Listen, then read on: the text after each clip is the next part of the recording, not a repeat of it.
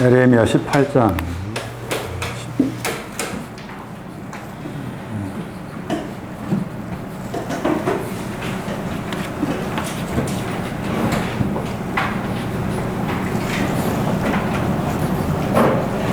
농로 한 쌍의 돌들.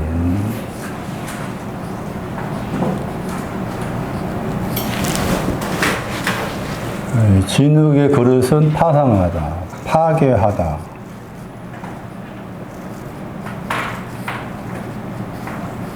썩다.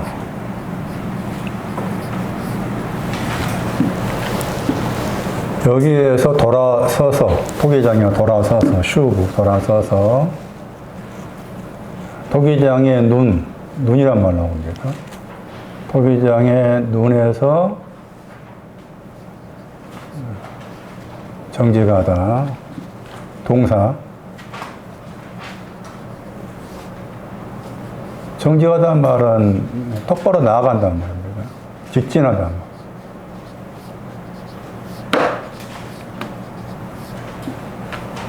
다른 그릇을 만들어.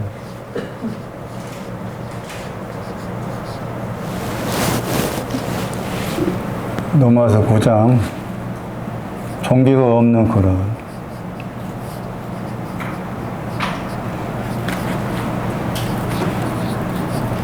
여기는 종기한 그릇.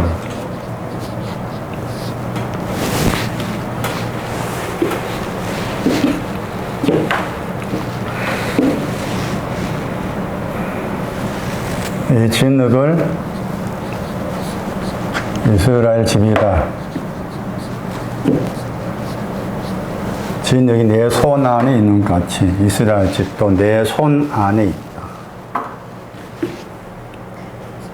이사야 5장 7절. 포도원이 또한 진흙이죠. 46장 남은 자. 다 같은 겁니다, 지금. 남은 자, 진흙, 로마서 9장의 진흙 덩어리, 포도원, 남은 자, 이스라엘 집. 한 구절 더, 두 구절 소개할게요. 에스겔서 22장 18절 이하의 찢기입니다. 찢기도 이스라엘 집이에요. 찢기.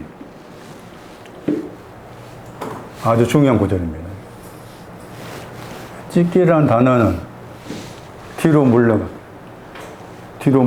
게 찢기예요. 찢기.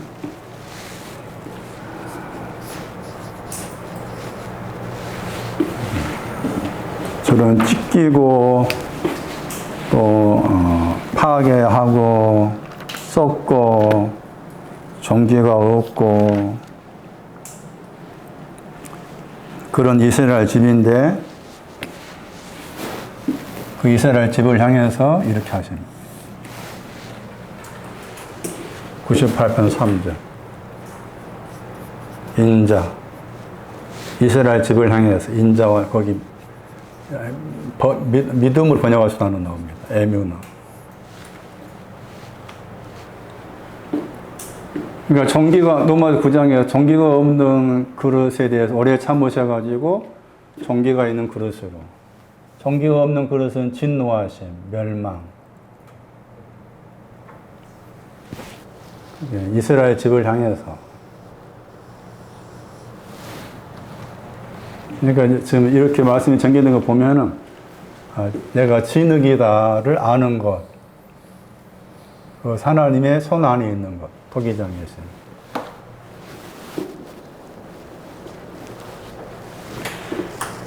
파괴를 하시면서 다시 돌아와가지고 이렇게 만드시는 거예요. 다른 그릇.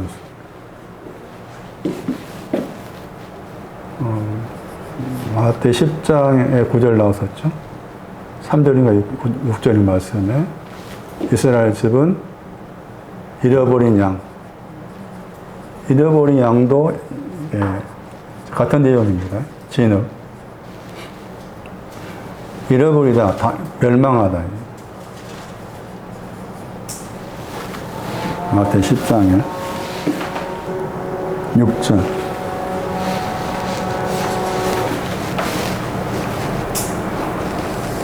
잃어버린 양에 대한 개념도 진흙과 같은 과입니다. 같은 과. 이스라엘 집.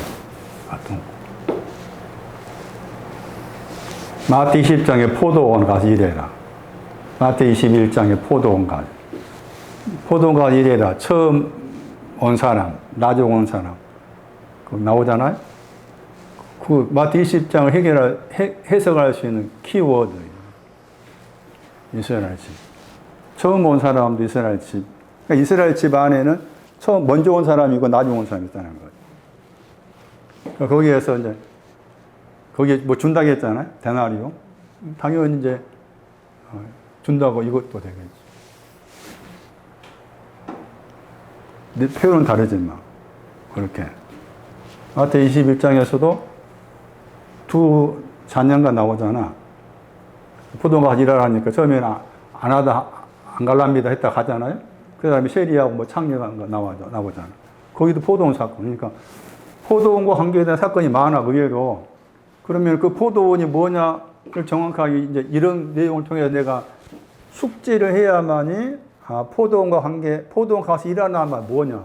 포도원 가서 일한다 해서 무슨 일 할 거냐 말이야, 이게. 일한 내용이. 여기 일 바꾸는 거지. 그게 일이지. 그러니까 이런 것들 사전 지식을 알고 있어야만이 그런 신약에서 포도원 관계된 말씀이 나오면은 그런 부분을 빨리 이렇게 내 속에서 말씀의 의미를 캐치할 수 있지만은 이런 배경이 없이 보면은 그냥, 자기 식대로 해석을 할 수밖에 없는 거예요. 잃어버린 양. 히브리서 8장. 이스라엘 집에 새 언약 준다고 합니다. 새 언약.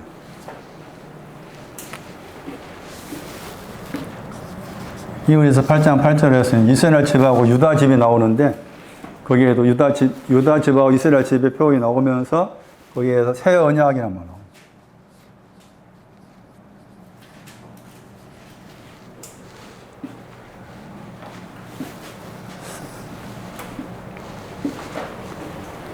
그러니까 결국 이런 말씀을 쭉 이렇게 살피면은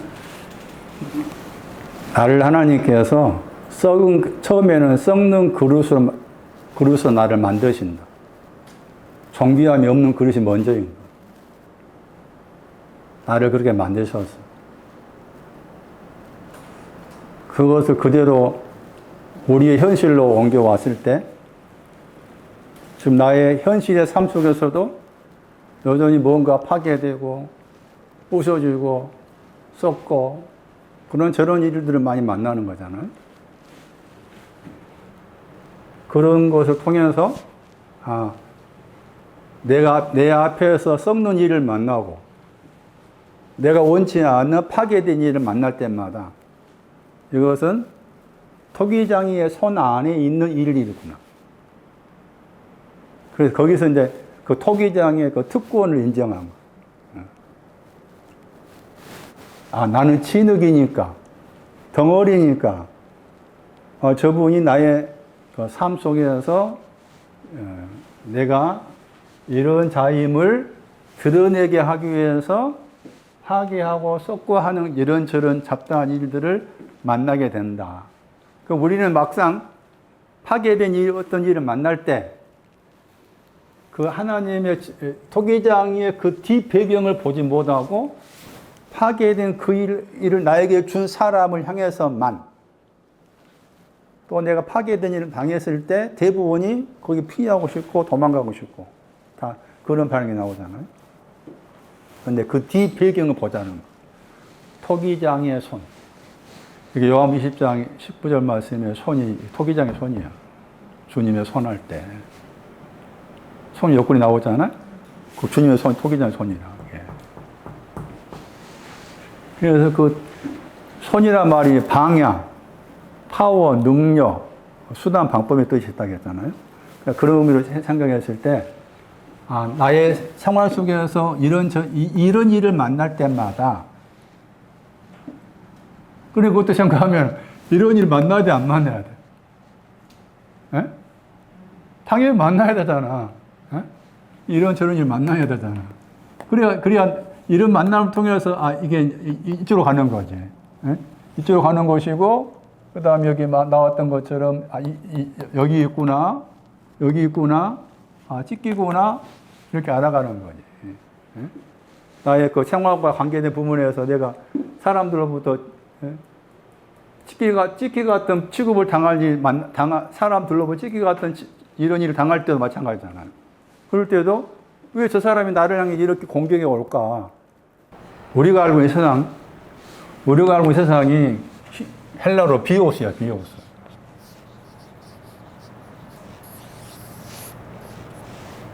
이게 생명, 생활 번역할 수 있잖아요. 누가 15장에 비오스. 조회라는 단어의 또 반대 개념이에요. 이게 비오스와 관계된 것이 내 생활과 관계된 것 같아 성경을 해석하면은 그게 비오스야. 그러니까 우리가 알고 있는 세상은 이 비오스야. 비오스를 세상이라고 생각하면 돼.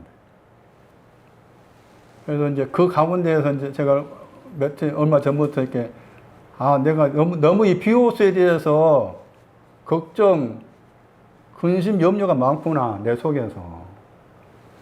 그래서 이제 기도가 내가 불어한 것이 아니고 그런 기도가 자연히 나오더라고요. 여기에 얽매이지 않게 해달라는 나와. 디모데후서 2장에. 좋은 군사는 하면서. 여기 얽매이지 않게 해주세요. 이런저런 일로 인해서 이렇게. 그런 기도가 제가 한 것이 아니고 저분이 나를 통해서 하신 건데, 그런 기도가 있은 후에 이제 다시 두 번째로 왔는데, 읽어보니까는 좀 훨씬 더 처음에 왔을 때보다 부담이 많이 줄어든 거예요. 다시 또, 그럼 왜 제 마음에, 개인적 이야기하고 있지만, 이해를 향해서 그렇게 자꾸 피하고자, 이해는, 나 좀 봐주시오 하고 자꾸 하는데 나는 피하려 하는 거야. 안 하겠습니다. 제 속에서 부담이 많아. 이제는. 저 상황이 어떤 물질적인 그것이 딱지를 딱 떼버리면은 제가 있는 그대로 이렇게 받아줄 수도 있을 것 같은데, 많은 지금 빚을 안고 있는 그런 배경이 있으니까, 그럼 제가 받아들이면 또 그 빚을 전화에 갚아줘야 돼. 다른 못 갚은다. 어떻게 해야 될 상황인데, 저는 그러기 싫은 거예요. 제 속에서. 더 이상 희생하고 싶지 않다. 그거 제가 동생한테는 그랬어요. 더 이상 나 괴롭히지 말아라. 제 동생한테 절연이에요, 절연. 더 이상 나 힘들게 하지 말아라. 내가 30몇 년 놓고 키워준 고수 됐지. 네가 이제 둘이 딱 잡고 해서 둘이 해야 되지. 왜 나한테 자꾸 지금까지 계속해서. 동생 또 전화 와. 끊어버려.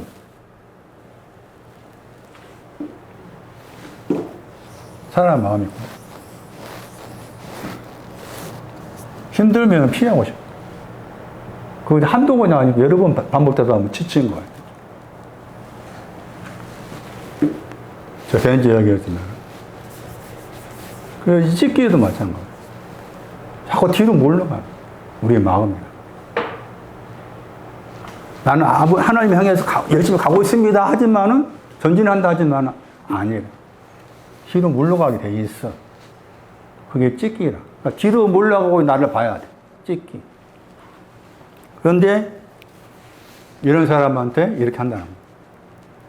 그리고 이런 사람한테 세영하냐고 준다는 거야. 세영하냐. 이게 이제, 토기장의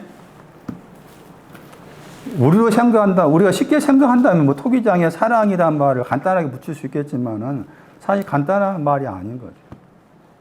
히브리 8장 보세요.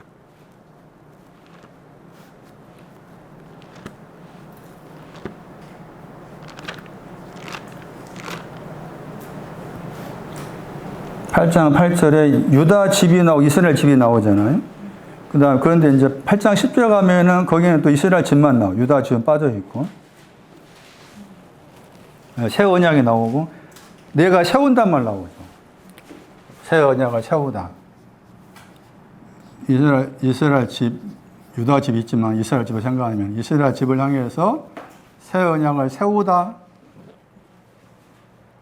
명사가, 이에 명사가 많이 들었던 단어예요.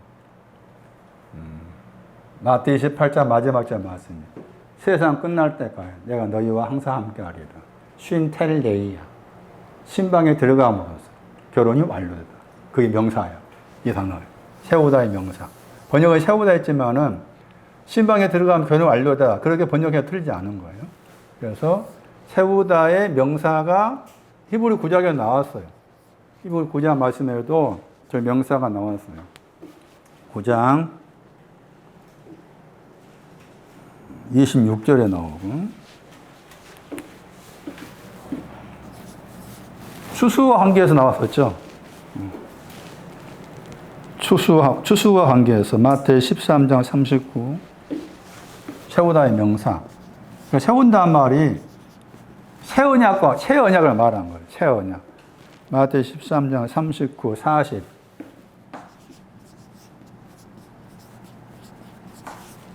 49. 24장 3절.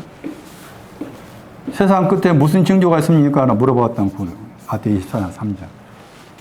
그게 다 새 언약이에요, 새 언약. 그럼 새 언약이 뭘까? 집에서 공부해 보세요. 여러분 스스로 공부할 필요가 있습니다. 새 언약 9장 15절. 누가 22장 20절. 나중에 따로 새 언약에 대해 설교할 필요가 있는데, 그러기 전에 여러분이 미리 한번 관심 가지시고 공부할 필요가 있습니다. 고전 11장 20.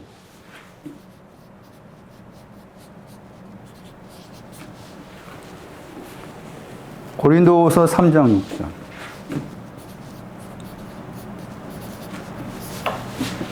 이 구절 찾아가면은 새 언약에 대한 내용이 나와요. 새 언약에 대한 내용. 이단들 가운데서 이거 끄집어가지고 자기들은 새 언약을 가진 사람이다. 이렇게 주장하는 사람도 있어요.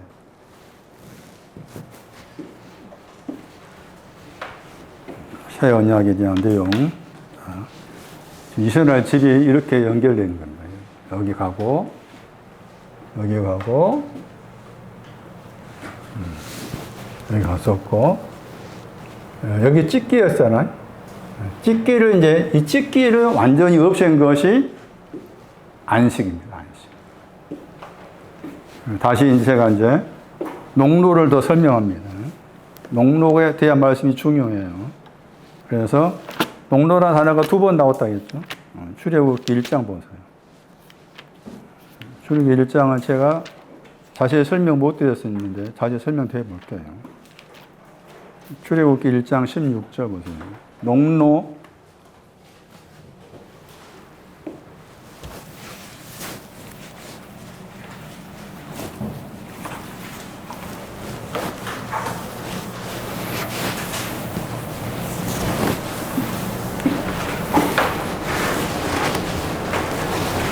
한 쌍의 돌들, 아래에 있는 돌이 있고 위에 있는 돌이 있더라.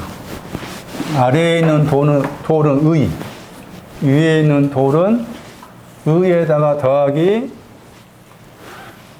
완전하다를 가진 단어. 여기에서는 배경이 출애굽기 1장 15절에 애굽 왕이 히브리 산파 단어가 얄라드, 나타, 게나오, 틱토라는 단어의 히브리어예요. 이름이 나오죠. 시브라, 부하, 16절. 히브리 여자가 나옵니다. 히브리 여자가 낳을 때 그 말이죠. 조산한다, 낳는다. 히브리 여자가 있는데 그 히브리 여자가 낳을 때 거기 농도가 나오죠. 번역 안 했잖아요. 이 책은 지금 돌이라고 번역했죠. 그 위라는 단어는 그대로 나옵니다. 에레미야 18장 3절에. 히브리란 말은 강을 건너다 단어입니다. 히브리. 아브라함은 히브리 사람 그런 표현 나오거든요.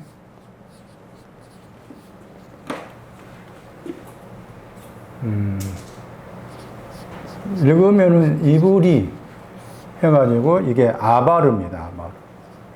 동사가. 주로 강을 건너다. 신앙이 나옵니다. 유가서 7장. 히브리 여자의 신앙이 나옵니다. 히브리 여자의 신앙. 지금 같으면 산파잖아, 산파. 유가서 7장 18절. 남은 자가 나옵니다. 남은 자인데, 남은 자 그러면은 지금 진흙, 남은 자, 포도원 가진 자인데 허물이 있어요. 허물을 넘기다. 넘기다, 넘다. 미가서 7장 18절. 이 사람이 신앙을 말한 거예요, 지금. 그래가지고, 남자가 지금 아들이라 하겠죠? 여자가 딸이라 하겠고, 남자는 죽이라 하겠죠? 여자는 살려두라. 남자가 죽는다고 했을 때, 그 죽는 남자는 거기 농로에서 아래층에 속하겠죠, 당연히. 그 다음에 여자는 살려둔다고 했을 때 1층에 속하겠죠. 거기에서 이제 농로의 기능이 죽다 살다잖아요. 그러니까 예레미야 18장을 하면은 죽는 것은 파상하는 거죠. 파상하는 것. 사는 것은 정직한 다른 그릇이 되겠죠. 죽는 것이 뭐냐? 문자의 뜻을 뛰어넘어 상징적이다. 시편 143편 흑암이에요. 흑암. 죽는다. 잠언 5장 23절. 마음이 부족합니다. 죽는 것. 잠언 10장 21절. 징계가 없어요. 징계가 없는 것도, 징계가 있는데 징계를 알지 못한 것도 죽는 거예요. 잠언 10장 21절. 사는 것은 시편 118편. 살다가 뭐냐? 시편 118편 17절. 거기 가면은 살다 했을 때 사는 신앙을 설명합니다. 그러니까 문자적인 말씀을 뛰어넘어서 죽다 살다라는 말의 의미가 상징적 말씀입니다. 흑암 가운데 있는 자체가 죽는 것 같다. 마음이 부족한 것도 죽는 것이고 징계가 없는 것도 죽는 거다. 그러니까 징계가 없는 거 죽는 것이니까 징계라는 거 반대 필요한 거잖아요. 징계가 없으면 히브리 12장에 뭐라고 했어? 사생자라고 했잖아. 반드시 징계가 필요해. 징계가 없다 그 말은 지금 내가 죽어있다 그런 의미입니다. 그래서 이 농로의 기능이 죽이고 살리고 하는 것이 농로의 기능이다. 그렇게 말씀을 드릴 수가 있는 거예요. 자, 그런데 이제 지난주에 말씀드릴 때 출애굽기 20장 가가지고 6째 날 동안에는 농로라는 말은 거기에 빠져 있지만은 내용적으로 따졌을 때 농로 위에서 대리인의 사역을 만들다 하겠죠. 출애굽기 20장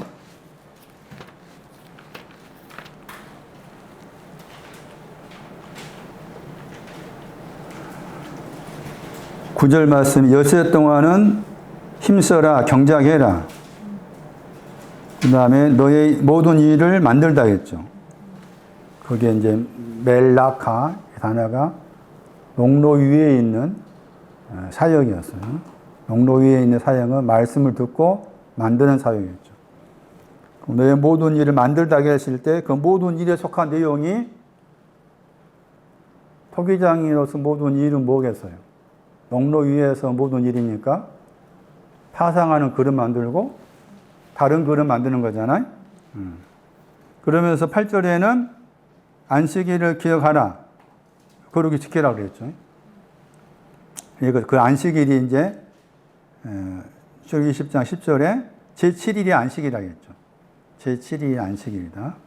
그래서 이 내용이 다시 창세기 2장 가야 돼요. 창세기 2장. 요한복음 10장 19절 말씀에도 안식이 나옵니다. 연결지어서 해석하는 거예요, 지금. 안식이 뭐냐? 다시. 안식이란 게 뭐냐? 창세기 2장 2절에 하나님의 지으시던 일이 만들다. 하나님이 일할 때 그 단어도 멜락하잖아요. 만들다. 지으시다가 만들다. 일이라는 단어가 다시 농로 위에 그 일을 만들다 할 때 그 단어예요. 두 단어. 그러니까 지금 농로라는 말은 빠져 있지만 일을 만들다 했을 때 일을 만드는 것은 농로 위에서 하는 거예요. 그러니까 여기 농로라는 말은 빠져 있지만 농로가 있는 것을 전제해야 되겠죠. 아시겠어요? 농로 위에서 하나님의 일을 만들었다. 그때가 그때가 7째 날이라겠죠. 그때가 7째 날이라. 그래가지고 이제 거기에서 마쳤다겠죠. 물론 문자적으로는 저기 첫째 날, 둘째 날 해가지고 그런 말씀이면 상징적 말씀이다 그 말인데 마쳤다고 했잖아. 칼라 마쳤다 칼라 나오잖아. 저 단어가 그릇이라는 단어의 동사야. 칼라가. 그릇은 켈리였어요. 준비된 어떤 것. 이 단어의 동사가 칼라야. 그 번역을 마치다 했죠. 예? 그러니까 동사를 이해한다면, 저 동사를 그릇으로 대체해서 생각한다면, 하나님이 7째 날에 마쳤다. 그리고 거기 일 나오고 만들다 나왔잖아요. 그 예레미야 18장에 나오잖아. 예레미야 18장 3절에 나왔고 18장 4절에 그릇이 나왔잖아요. 이렇게 연결지어서 창세기 2장 2절을 봐야 된다. 그랬을 때 7째 날 이를 때 마쳤다고 했잖아요. 마친 것은 이제 파상된 그릇에서 정지가 다른 곳으로 만든 거지. 이게 되시죠? 파괴된 그릇에서 정지가 다른 그릇, 정기가 없는 그릇에서 정교한 그릇으로, 다른 그릇인 정교한 그릇으로 만든 거예요. 그게 7째 날이에요. 그게. 그러니까 지난주에 제가 막 갔지만은 안식, 7째 날, 그게 금요일부터 저녁부터 토요일까지 그 말이 아니라니까. 농로 위에 있는 일이 다 맞춰진 때가 7째 날이에요. 내 안에. 그게 안식이야, 그게. 그게 안식. 요한복음 10장 19절 말씀에 안식이 나오잖아. 그래가지고 넘겨가가지고 이제 다시 또 말하죠. 7째 날에 또 지으시더니 만들다 그 일, 만들다 그 일, 그 단어가 그대로 나오잖아요. 예레미야 18장 3절에 나왔어요.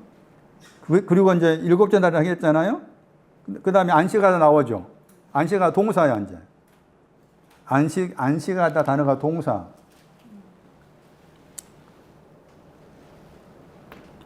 안식일이라는 단어의 동사예요. 안식하다. 창세기 2장 2절에 안식하다. 창세기 2장 3절에 안식하다. 단어가 지금 안식일이라는 단어의 동사라. 요한복음 10장 19, 20장 19.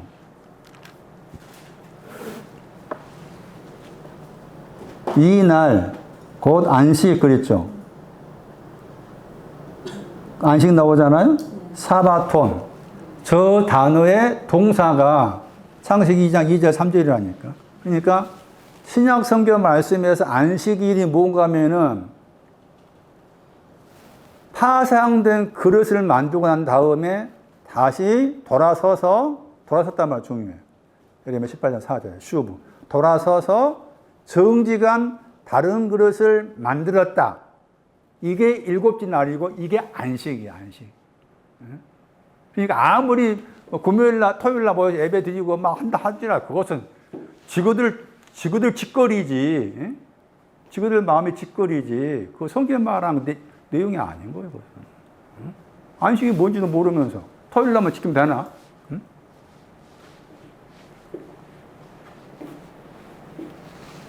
샤바트 7673 샤바트.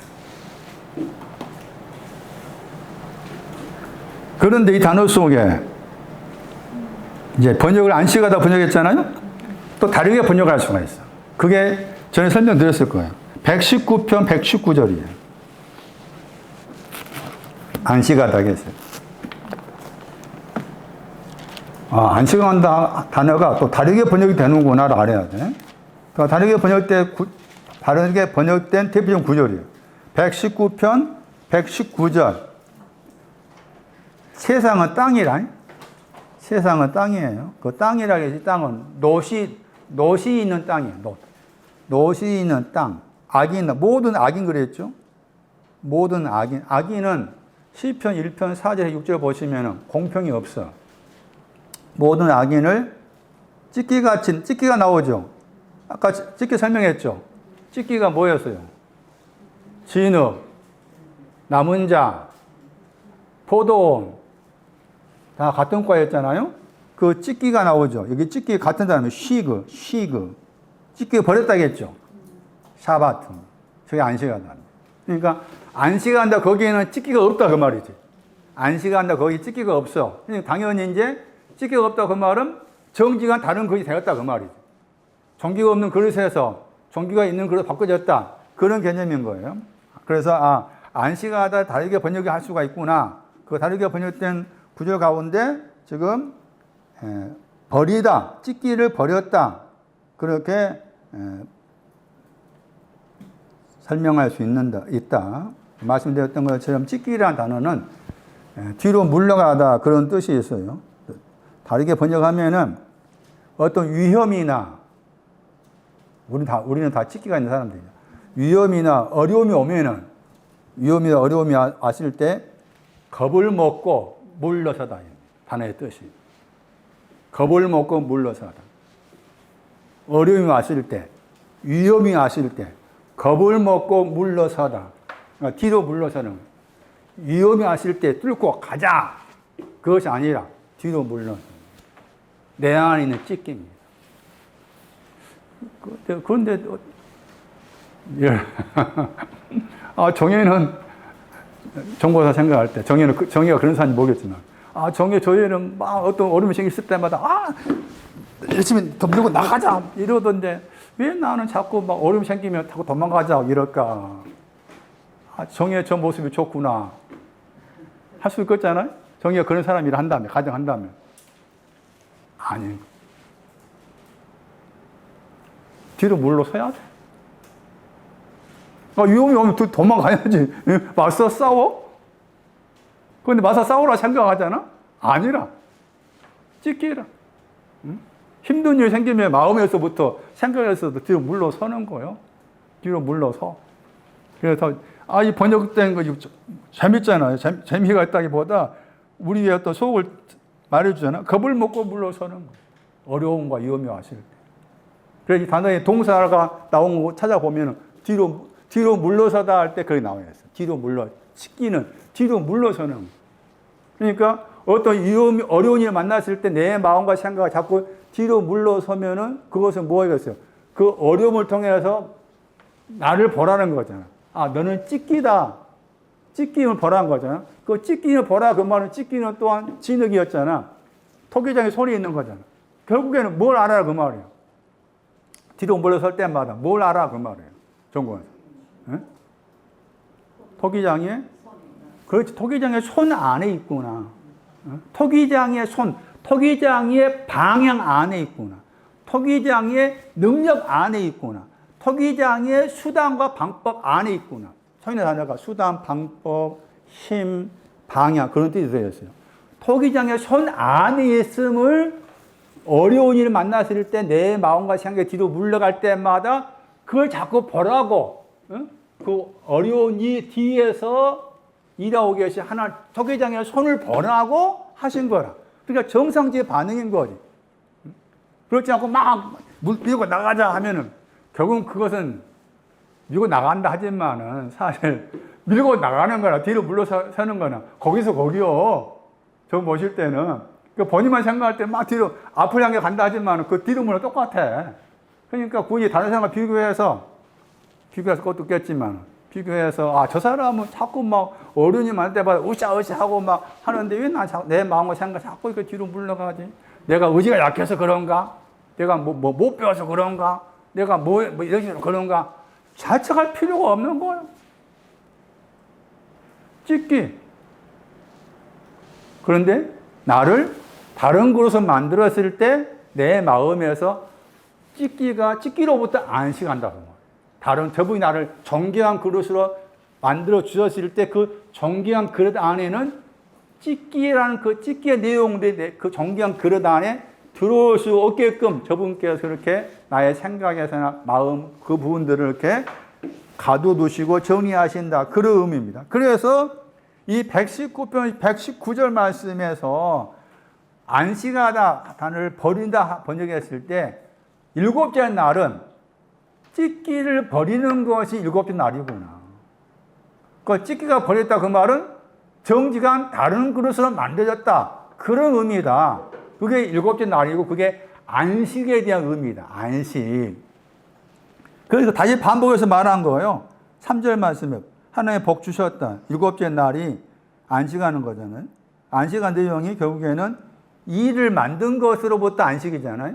그러니까 다른 그릇으로부터 만들어진 것으로서 안식했을 때 정직한 다른 그릇은 찍기를 정리해 준 거죠.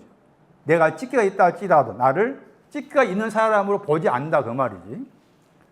그래서 거기 말해서 또 안식한다는 말 또 나오잖아요. 하나님이 창조하시 만드셨다 했죠. 창조한다는 말 나와요. 창세기 2장 3절에. 물론 이제 앞에 말씀에서 1장의 말씀에 연관된 것이니까 하늘과 땅을 창조했다. 또 남자 여자를 창조했다. 그런 창조 의미가 당연히 들어있는 것이고 또 한편에서 지금 만든 것과 관계 일을 만들다와 관계의 창조란 말 나왔잖아요. 그렇게 생각했어요. 창조하다는 말은 농로를 창조했다. 이렇게 해석해도 틀리지 않다 보는 거예요. 창조하다는 말을 그렇게 생각할 수 있어요. 농로를 창조했다. 물론 이 단어 자체로 따라가 보면은 시편 51편 10절에 깨끗한 마음을 창조했다. 그런 의미도 들어있어요. 자, 그래서 다시 정리해서 안식의 의미는 찍기가 버려진 것을 말합니다. 안식의 의미는 파상된 그릇인 나를 정직한 다른 그릇으로 만들어진 그때가 내 안의 제7일이고 그때가 하나님 앞에서 안식에 대한 의미다.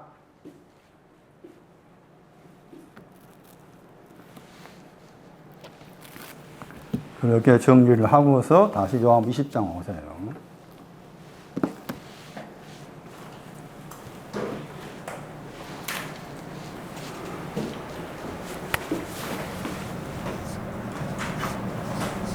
저날에게로. 이 저날이 안식입니다. 안식일.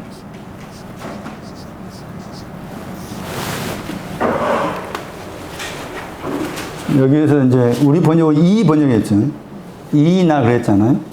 저 단어가 이제 대부분이 번역할 때 영어로 말하면 이렇게 대수로 번역해. 저거 번역하는. 근데 여기서는 약간 다르게 번역해서 저 날이 안식을 가리켜요. 그러니까 완전히 동일하다.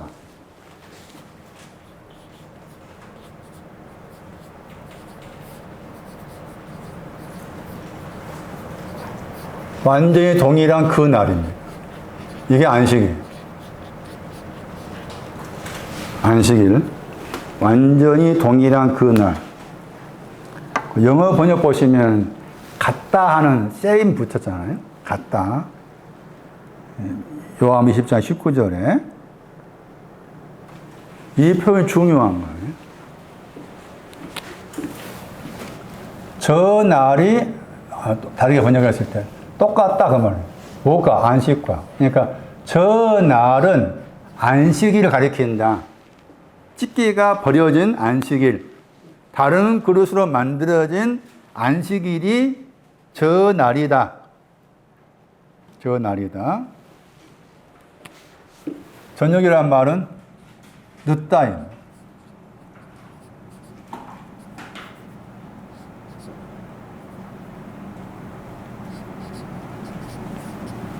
왜 자꾸 안 써주나? 늦다. 그러니까 이 말의 의미는 뭔가 하면은 제자들의 신앙이 아직 안식의 신앙이 없다 그 말이에요. 제자의 신앙이 안식의 신앙이 오지 아니했다는 표현이에요.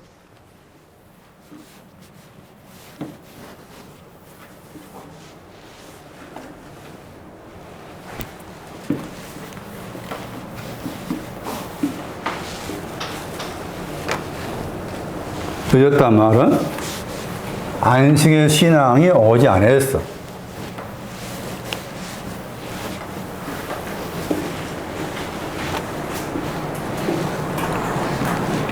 저녁은 늦다. 안식의 신앙이 오지 않았어. 다시 정리하면은 저날에게로라고 했을 때 이 저날은 안식일과 동일한 날이다. 안식일과 동일한 날이다. 왜 이제 이 표현이 중요하냐 했을 때, 이 단어, 저것이라는 단어, 대부분이 저걸 번역하니까, 저것, 그 다음에 그날, 이런 표현이 여러 군데 나옵니다. 여러 군데. 그 가운데서 마태 7장 보시면, 왜 마태 7장에 22절,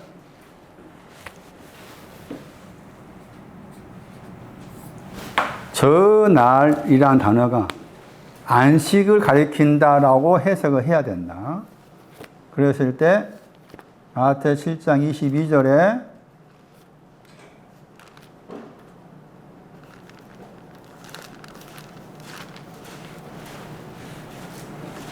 많은 사람들이 거기 나오죠. 헬라어 나오잖아요. 그게 지금 저날 안에 있죠. N. 그러니까 마태 7장 22절 말씀에 우리 번역 그날 했잖아요. 그 날이 바로 안식이에요. 안식. 안식의 신앙. 그리고 가지고 이제 그 안식의 신앙이 있는 날이 저 날인데 여기 이제 등장한 사람은 뭐 주의 이름으로 선지자로도 하고 귀신 쫓아내고 많은 군등 행하지 아니했느냐 했잖아요. 그렇게 한다 할지라도 그것은 안식의 신앙 아니다 그 말이죠. 그렇게 한다 할지라도 그건 안식 신앙 아니다 그 말이에요. 다른 그릇이 아니다 그 말이지. 네? 그래서 이제 넘겨가지고 23절 말씀에 불법을 일했다고 했죠. 행한다는 말, 일하, 에드곤, 일이라는 단어의 동사야. 불법을 일했다고 했죠. 불법. 왜 불법이라는 말이 등장했을까 했을 때 저 날과 관계된 불법이야. 그러니까 안식의 신앙이 오기를 일해야 되는데 안식의 신앙이 오기 일하지 않았다 그 말이지. 그게 불법이라. 네? 불법. 그러니까 아무리 이제 뭐 능력이 행하고 귀 쫓아내고 하는 그 모든 것은 안식의 신앙 밑에 있는 것들이라. 다시 말하면 그것은 또한 파괴된 그릇 안에 살 수 있는 거지. 파괴된 그릇의 신앙을 가진 사람도 지금 여기서 많은 사람이 와서 이런 말의 내용들이 파괴된 그릇을 가진 사람도 할 수가 있는 거라. 그렇지만은 다른 그릇의 신앙은 아직 아닌 거예요. 그러니까 불법을 이했다 그 말은 여전히 이 사람들이 귀신 쫓아내고 무엇 하겠을 때 거기에 일이 가야 되는데 안식의 신앙 가야 되는데 다른 그릇으로 신앙을 추구해야 되는데 파상된 그릇 안에서 선지자 노릇도 하고 뭐 예언도 하고 능력 행했다 그 말이에요. 그것이 불법이라 그게 불법. 그래서 이 저날 애교라는 이 표현이 중요한 거예요. 중요해. 그런데 이제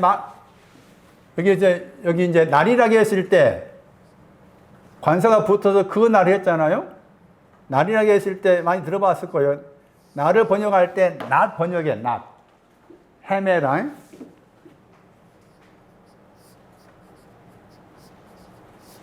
헬라어로 헤메라고 히브리어는 요음이에요, 요음.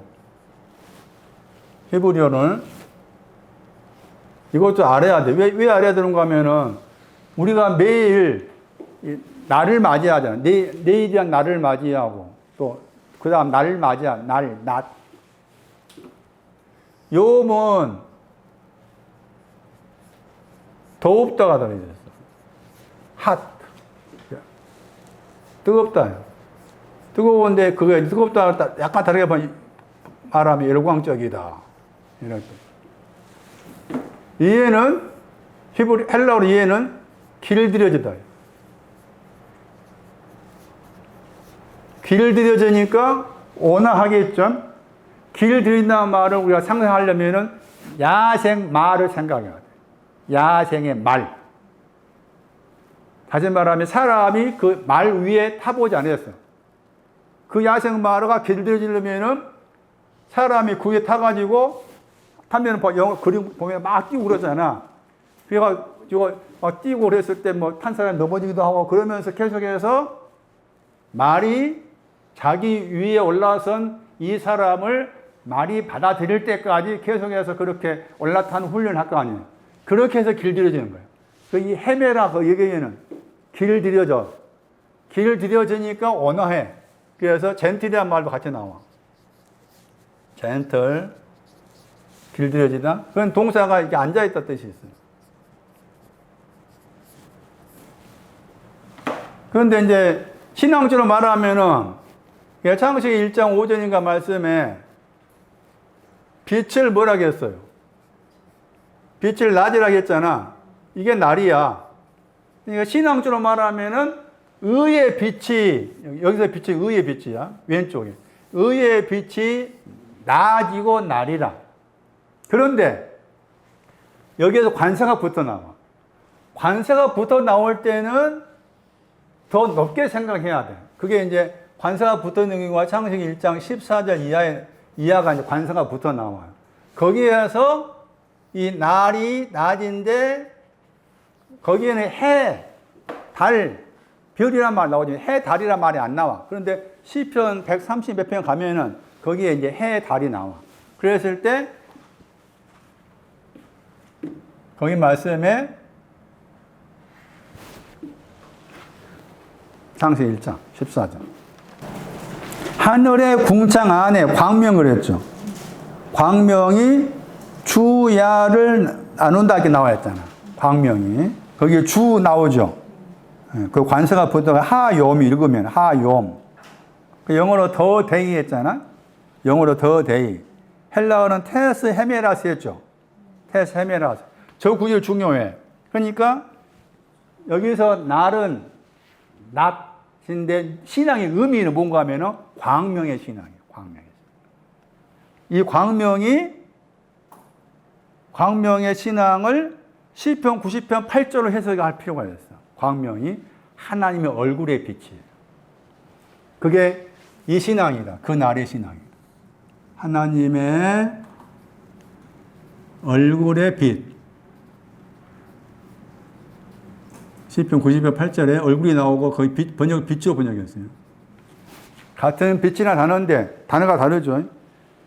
앞에 거기 창세기 1장 4절 이하 말씀은 오르고 여기에서는 광명해가지고 마오르 했잖아. 마오르. 달라. 그래서 그 날이라는 표현도 신앙적 의미를 담고 있다. 하나님의 얼굴의 빛의 신앙을 가리켜서 그 날이라고. 마태 20장 말씀에서 여기에 그 날이 나와. 우리 번역 하루 번역했어. 하루에 대나루 했을 때 하루가 아니고 그 날이야. 그러니까 마태 10장 말씀에서 아침부터 일찍 와가지고 늦게 와가지고 일한다고 했을 때 그 일하는 그 내용이 포도원이잖아. 그 포도원에 일한다고 했을 때 그 날을 향해서 일하는 그 날을 향해. 자, 그래서 이런 표현의 말씀도 우리가 가볍게 그냥 훌쩍 지나갈 수 있는 표현의 말씀이 아니다. 그런데 여기서 단수도 나와 있잖아요. 단수도 나와 있는데 복수도 나올 때가 있어요. 다시 말하면 복수라고 했을 때 저거 번역한다면 저것들 또 그도 복수고 날도 복수가 나와요. 이렇게. 이런 표현이 나와. 이런 표현이 나오는, 이럴 때는, 찾아보니, 이럴 때는 여기에 그 날이 저 안식의 신앙이라고 했잖아요. 그런데 복수로 나올 때는 이 신앙이 더 낮아. 그게 이제 아까 읽었던 히브리서 8장 10절이에요. 거기 이 단어가 나와. 히브리서 8장 10절 보세요. 복수로 사용될 때는 단수로 사용될 때와 비교했을 때 더 낮은 걸로 해석할 필요가 있겠다. 그래서 히브리 8장 10절에 거기 이스라엘 집이잖아요. 이스라엘 집에 내가 언약을 세운다 했죠. 그리고 거기 나오죠 이제. 그 날도 그랬죠. 그 날도 했잖아요. 나라한테도 복수가 나오고 그도 복수잖아요. 그러니까 그 날도 있고 그 날도 후라겠죠. 메타가 후로, 여기서 번역은 후로 번역이야. 그 날도 후에 이스라엘 집을 향해서 언약을 세우겠다 이렇게 나와 있잖아요. 그럼 여기서 그 날들은 무엇을 말할까 하는 거죠. 그 날들이란 말 썼어요. 그런데 그 날들이란 말 쓰면서 이스라엘 집을 또 언급했잖아요. 그 날들은 뭘 말하고, 그 날들이 어떤 날이라고 말해요.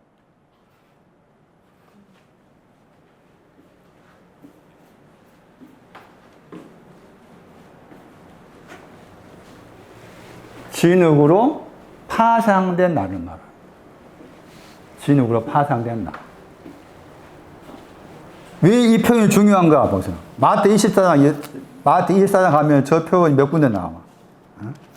그렇지. 방금 설명한 내용을 이해하지 못하면 이쪽 구절들을 이해하지 못해. 마태 24장 22절. 마태 24장 22절. 거기도 저 날들 했죠? 저 날들 감한다 말 나오죠. 저 날들을 감하다. 그거 두 번 나옵니다. 마태 24장 22절에 저 날들이라는 표현 두 번 나와. 저 날들을 감하지 아니하면은 모든 육체가 구원받지 못한다. 모든 육체는 썩는 거예요. 모든 육체는 썩는 파상된 그릇이 모든 육체야. 파상된 모든 육체는 구원받지 못한다. 저 날들을 감하지 아니하면. 그래서 택하신 자들 위해서 저 날들을 감했다. 이게 나와 있잖아요. 저 날들을 말한 것처럼 파상된 그릇이 있는 날이라겠죠. 그러니까 파상된 그릇이 있는 날을 감했다겠죠. 파상된 그릇의 날을 감했다고 했을 때 감했다 하는 그 의미는 뭐가 되겠어요? 다른 그릇으로 만들기 위해서지. 파상된 그릇을 감했다는 말은 다른 그릇을, 정직한 다른 그릇으로 만들기 위해서 감했다. 그런 의미가 되는 거다. 그래서 같은 저 날이지만은 복수로 사용될 때하고 단수로 사용될 때에 차이가 있다. 또 보세요. 우리 성경 읽으면은 그냥 서울이 그냥 넘어가면서 그냥 지나쳐 버리잖아요. 마태 3장 1절 보세요. 거기도 저 날들 안에서 유대 광야 안에서 전파했다. 회개하라 했잖아요. 생각을 바꾸어라 했죠. 마태 3장 1절에. 그럼 저 날들 안에서 회개하라 했을 때, 생각을 바꾸라 했을 때, 생각을 바꾸어라. 왜냐하면은 천국이 가깝다 했잖아. 그랬죠? 마태 3장 1절에. 그러면 저 날들 아니라고 했을 때, 아까 히브리 8장 10절 해석한 것처럼 저 날들의 의미는 파상된 그릇을 가리킨다.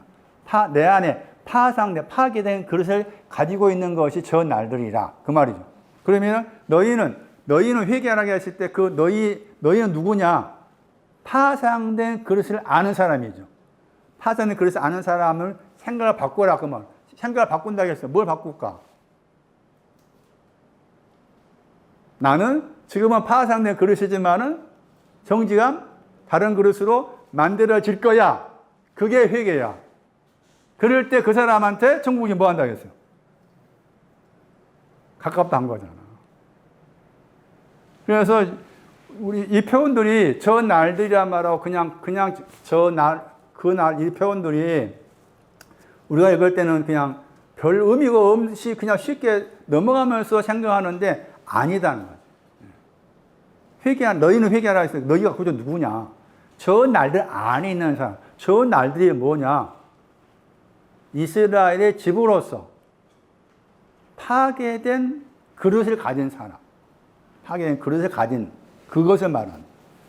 그래서 그런 표현들도 우리가 비교해서 생각을 하면은 더 도움이 될 수 있는 부분이 있습니다. 어쨌든 설명은 여기서 이렇게 안식하고 같은 거다. 그런데 사실 이제 제자들의 신앙은 아직 안식의 신앙이 오지 않는 거예요. 안식의 신앙이 오지 않는 것을 미야라는 단어로 설명했어요.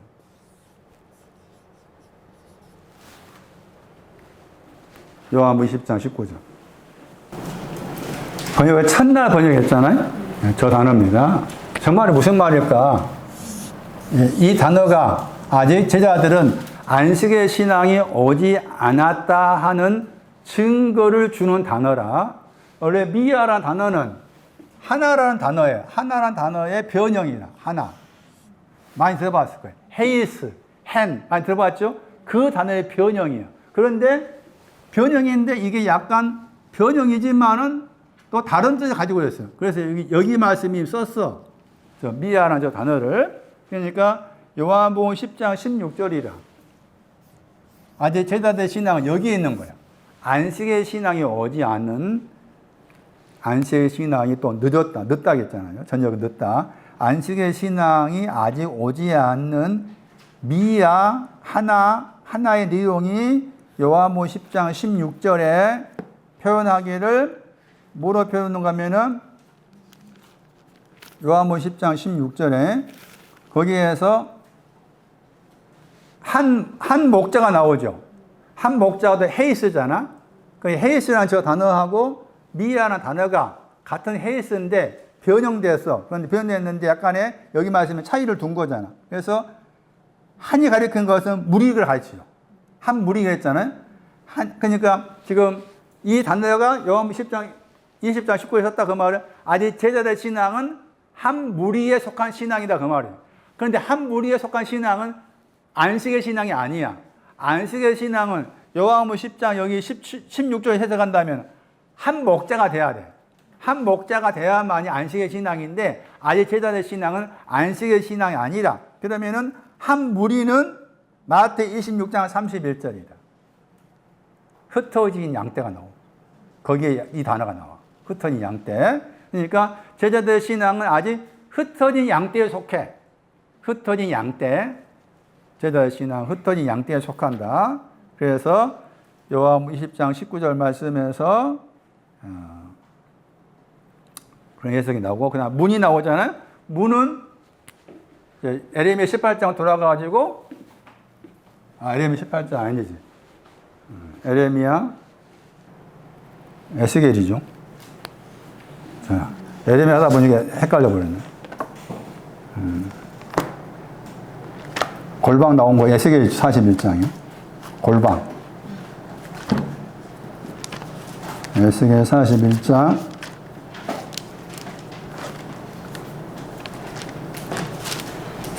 11절 보시면은 거기 골방이 이제 옆구리였잖아요.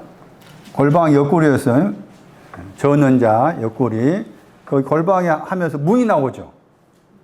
문이란 말 나오죠. 저 단어가 헬라어로 쉬람, 여기 요한복음 20장 19절에 쉬라는 문입니다. 그렇게 해석한다면은 에스겔 이제 41장 앞에 이제 여러 번 드렸던 말씀이 7절 해석하면은 요한복음 20장 19절 말씀에 문들은 아래층과 가운데층을 말해. 문들은 요한복음 20장 19절 말씀에 문들은 아래층과 가운데층을 말한다. 그런데 이제 아래층과 가운데층인데 지금 다시 이제 20장 19절 말씀에 가운데란 말이 있잖아요. 가운데 말 와 있죠. 그러니까 여기 문들은 아래층에서 가운데층으로 올라와 있는 가운데층인 거죠. 아래층에서 위로, 가운데층 위로 올라온 가운데층에 해당된 것이 요한복음 20장 19절 말씀에 문들의 신앙적 의미다. 그리고 나서 이제 주께서 유대인들을 두려워했다 했죠. 가운데 있는 신앙은 두려움이 있는 거예요. 가운데 있는 신앙은 두려움을 가져요. 유대인들은 설명드렸던 것이 고전 1장 23절 말씀에서 십자가에 못 박힘에 대해서 유대인은 장애물이 있다고 했죠. 그 유대인들을 두려워했어요.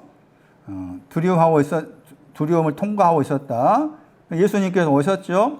가운데 안으로 들어오셨죠. 가운데 안으로 들어가서 서 계셨다고 했죠. 그 말은 이미 이 제자들이 어디 와 있다 그 말이에요. 가운데 안에 와 있는 거예요. 제자들이 가운데 안에 와 있어. 가운데 안에 제자들 안에 와 있다. 가운데 안에 와 있기 때문에 와 있는 신앙이 이제 아직 안식의 신앙 아닌 거죠. 그래서 가운데 안에 있는 제자들한테 가운데 안으로 들어온 거지. 네? 안으로. 에이스. 여기 가운데 안에 있고. 가운데 안에 있단 말에 다른 해석 이제. 가운데 안이라고 했을 때 이도 가운데 안에. 오늘 해석한 것은 가시나. 그래서 제자들은 지금 가운데 안에 있다고 말은 제자들은 가시나무 안에 있다. 누가 8장.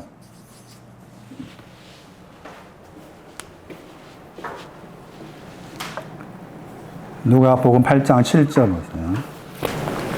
누가복음 8장 7절.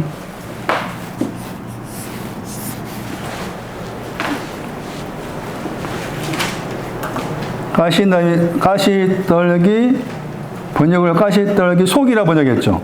가운데 안. 그러니까 가운데 안에 있다 그 말은 가시떨기에 있다 그 말. 가시떨기.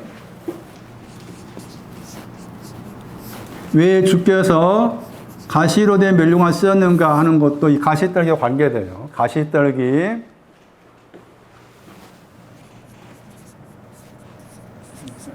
선악과를 따먹은 다음에 아담과 하와한테인가 해서 저 가시떨기가 나옵니다. 왜 이 말을 했을까도 생각해야 됩니다. 창세기 3장 18절. 가시덤불, 코츠.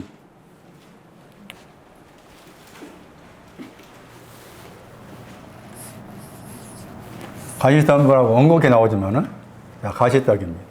가시떨기의 신앙 위치를 가운데와 관계된다. 가운데 안에 있다. 어린아이를 가운데 안에 세웠죠. 마태 18장 2절 이하 말씀에 가운데 안에 있다. 자, 가시떨기에 대한 설명을 드리고 마칩니다. 문고사는 나갔다 들어오지 않아? 돌아가셨나?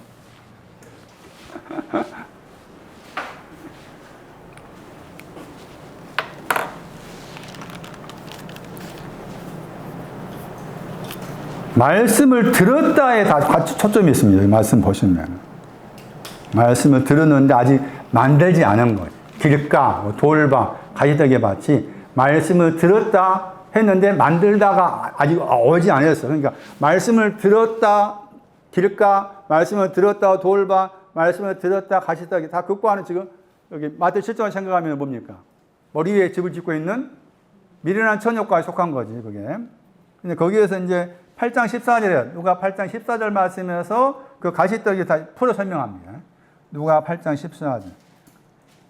가시떨기에 떨어졌다. 말씀을 들었다겠죠? 말씀을 들었습니다. 가시떨기 해가지고 이제 가시떨기의 내용을 설명하고 있어요. 가시떨기 가운데 있다. 아직 제자들은 가시떨기 가운데에 있는데 가시떨기 가운데 있는 제자들을 안으로 주께서 오셔가지고 평강에 있으라 말씀하셨다. 가시떨기 안에 있다는 말이 뭐냐? 가시떨기의 상징. 선악과를 따먹은 다음에 가시떨기의 상징이 여기 14절 말씀에 8장 14절 말씀에 거기에 비오스가 나옵니다. 이생 번역했죠? 비오스. 가시떨기는 비오스라는 단어와 관계된다 아셔야 돼요. 비오스.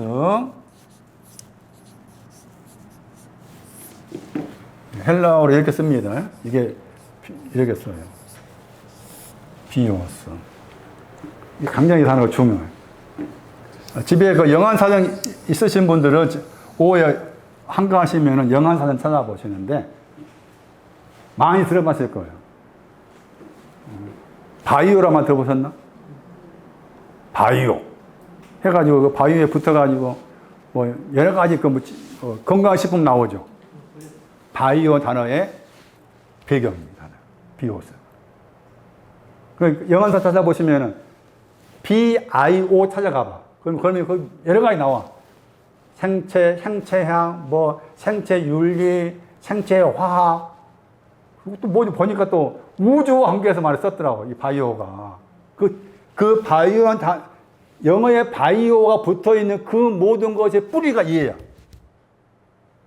그래서 제가 말씀드렸잖아. 우리가 알고 있는 세상은 여기 말이야. 네? 지금 민집사처럼 저 가서 일한다. 일하는 그 현장도 비오스야, 비오스. 그렇게 이해하시면 돼. 물론 이제 겉의 삶을 말해. 그런데 신앙적으로 말한 부분이 딱 제가 찾아보니 딱 한 군데 그 사도행전 26장인가 바울이 말할 때 자기의 그 생활 상태 이야기하면서 나는 바리새파로 살았다 했죠. 그 경우는 비오스가 이제 신앙적으로 말하는 부분이지만 대부분이 이 비오스가 나의 번역하면 생활 번역이에요. 생활 번역도 영어 단어가 나이프야.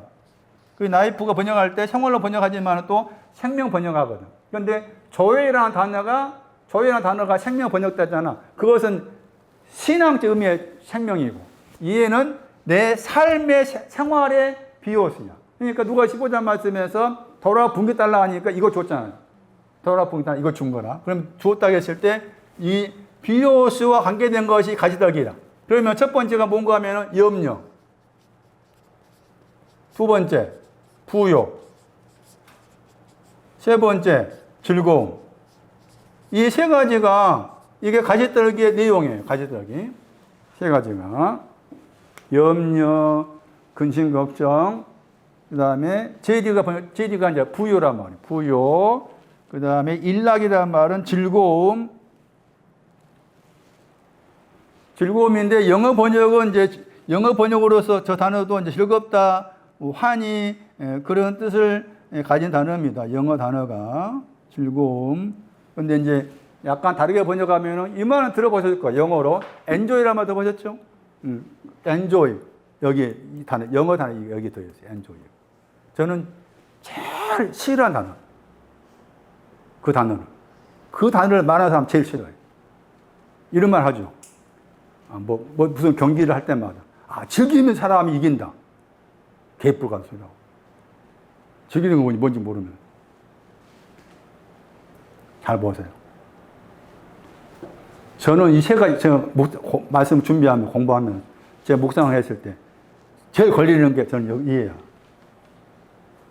그래서 저는 이게 태생이 어머니 쪽에, 아버지는 그런 잘 기억이 안 나요. 우리 어머니도 그렇죠. 염려, 근심이 너무 많아. 염려, 근심, 걱정. 그러니까 저는 처음에는 이게 한의학으로 하면 체질 그러잖아. 제 체질이 소음인가 뭔가 한다 하는데. 하여튼 그 체질적으로 제가 걱정, 염려가 많은 체질로 생각했어. 그리고 다시 말씀을 깊이 살펴보니까, 이 비호수에 대한 내 안에 이게 숨겨져 있더라고, 내 속에서. 저는 그냥 처음에는 염려, 근심, 걱정, 이게 어머니부터 물려받은 어떤 체질적인 것 때문에 내가 이렇게 근심, 염려가 많구나. 그리고 항상 제가 어디 갈 때마다 미리 준비하고. 그것도 걱정, 염려가 많아서 그런 것 같아요. 미리, 지금까지 쭉 이래로 9시 되면 오잖아요. 출근하잖아요. 미리 가야 돼. 6일 무한이야. 저는 철저히 6일 무한. 미리 가야 돼. 태풍이 이쪽에서 온다 하면 미리 준비해야 되고. 그게 이제 염려, 근심, 걱정이 제 체질적인 것으로 체질만 타고난 선성적으로 생각했는데 아니라 이해와 연관합니다. 내 안에 이 비호수가 있어가지고 이 비호수에 대한 염려를 하게 만드는구나. 이게 내 안에 있는 가시떨기네. 그래서 여기 아까 디모데 2장 말씀에서 거기도 비오스라는 단어가 등장하는데 거기 비오스에 대해서 안에 얽히지 말라 말. 그리스도의 군사는. 그래서 여러분들 생각해봐. 이 셋 중에 저는 여기에 걸렸어. 이해는 별로 안 걸려. 이해도 별로 안 걸려. 자, 여러분 생각해봐요. 여러분 지금 어디에 걸렸냐고. 이해는 비호소 관계에서 부자 되고 싶은 거야. 부자 되고 싶어. 돈 많이 벌어야 돼. 이과야. 있겠어, 없겠어. 들여다보라고. 내 안에 있는 비호소에 있다, 한 말이야, 이게 내 안에 가시적이야. 그냥, 나는, 선천적 염려도 별로 없고, 부자 되기 싫어. 나는 낚시하러 갈래. 나에게 즐거움 주는 거. 응? 나는 등등 있겠잖아요? 취미생활도 포함돼 쉽게 따지면, 취미생활이 왜 취미생활이겠어? 예를 들면, 등산에 취미생활 한다면, 왜 그러겠어? 그 즐거움 주니까 그래. 엔조이먼트. 응? 그런 거잖아? 그러면은, 이 세 가운데 걸려야 돼, 내 안에서. 나를 가만히 들여다봐야 돼, 이번 주에. 나는 이 세 가운데서 어느 쪽이 더 덜출해 있느냐 봐야 돼. 그러면서 이것이 내 안에 있다, 그 말은 나는 지금 어디에 있다? 어디에 있다? 가시떡이 안에 있구나. 그럼 가시떡이 안에 있어야 돼, 안 있어야 돼? 당연히 있어야 되지. 그래서 이걸 가지고 있잖아. 이걸 해결하지 못하니까 저분께서 이것을 머리에 쓰셨잖아. 에? 맨날 내가 근심하고 걱정하고, 맨날 내가 부자 되고 싶고, 맨날 내가 막 즐거움을 찾아와서, 즐거움이라고 하니 광범위한 뜻이잖아. 음식 맛있는 데 찾아가는 거지. 그거 즐거움이잖아. 에? 나에게 즐거움 주는 것. 그것들이 내 안에 있는 가시떡이야. 그게 비오스라, 비오스. 에? 그래서 이게 지금 제대로 안에 있었다니까? 제대로 안에 있었어. 이게. 그런데 이 안에 오셔가지고 하는 말이, 베드로야, 왜 너는 계속 지금도 염려하냐? 안드레야, 왜 너는 부유하고자 하냐? 에? 또, 나다나이라, 왜 너는 항상 취미생활을 이렇게 열심히 하면서 즐거움 쫓느냐? 말을 안 했죠? 탓하지 안 했잖아. 뭐라고 했어? 평강이 있었잖아요. 이때 평강이 뭐냐? 제가 다음 주에 설명을 했어요. 제가 한 군데 구절 찾아가지고, 평강이 이런 뜻이구나 하는 걸 제가 찾아내었어요. 제가 다음 주에 소개할게요. 오늘 여기까지 하겠습니다. 다시 정리해볼까요? 오늘 드릴 말씀 가운데, 내 안에서 이 세 가운데, 물론 세 다 있는 사람도 있겠지만은, 세 가운데 유독스럽게 나는 이한테 빠져있고, 이한테 빠져있고, 이한테 빠졌구나. 이것을 통해서, 나는 가운데 안에 있고, 가운데 안에 와 있으면 보라는 거지.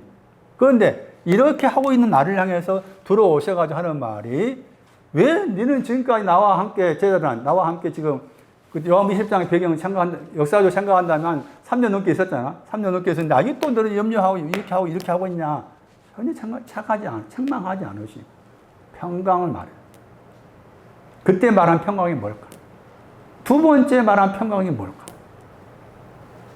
중요한 것은 먼저 이걸 찾아내라. 이것을 찾아내서 나는 늘 이해가 나의 안에 가시라 하는 그 자체가 거꾸로 가면 그건 뭐예요?